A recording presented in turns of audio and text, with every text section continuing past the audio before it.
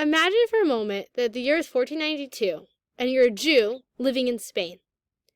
And you're being given this choice to either convert or to set sail to unknown of anything, leaving behind everything you know for a life probably of abject poverty and hardship. What do you choose?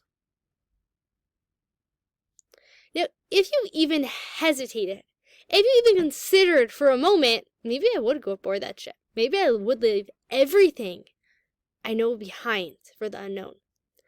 Then that means that there's a part of us that is willing to give up everything for God. So if we're willing to give up everything for God, then why don't we live for God?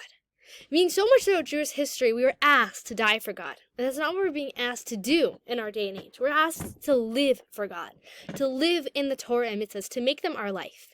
And this is one of the greatest tactics against the Yetzer Hara, because the Yetzer Hara will come and it will say, don't squander your money on charity. Don't make your body weak by exerting yourself in prayer and Torah study and helping people. No, save your resources. And you can turn around at the Yetzer Hara and you can give it a piece of your mind by saying, listen, if I'd be willing to die for God, how much more so am I willing to live for God? If I'd be willing to give up all the pleasures of this world for this relationship with God, then how much more so, how easy it is that I can give up momentary pleasures, which are not even my true, most innermost desire. There's really an external moment of pleasure for the true pleasure, which is this deep, intimate connection with my source.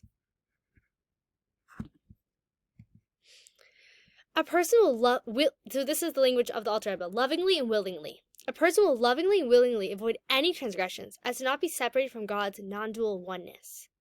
All the more so shall one lovingly and willingly accept the inconvenience of exertion so as to be connected with God and eternally so. When I realize how much this relationship means to me, push to shove, it re-evokes my love of wanting to connect with that person on a daily basis.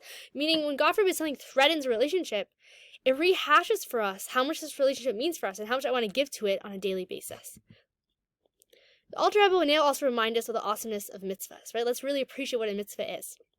This world has so much hell in the hester, so much concealment of godliness. Hashem took his endless light and created many contractions, simsumim, of his endless light. So many veils, delusions of reality. And when doing a mitzvah, we are merging with God himself, that hester upon him.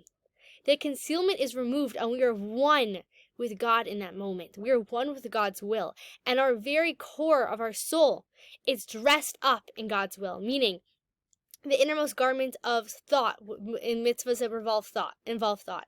And in more action-based mitzvahs, the mitzvah, so that's more in Torah study, our mind is, this garment of thought is enmeshed. But more so in action-based mitzvahs, our speech, our divine power of speech, as well as the soul garment of action, are completely one with the divine light in that moment.